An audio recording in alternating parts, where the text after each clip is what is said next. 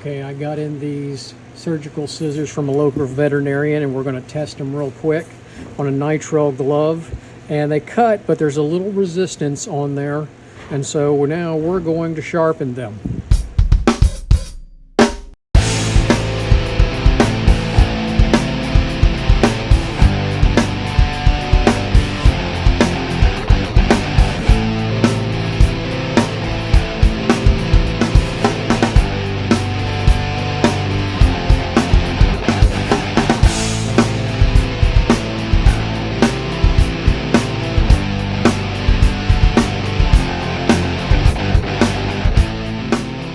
Test them after sharpening, and there's very little resistance now.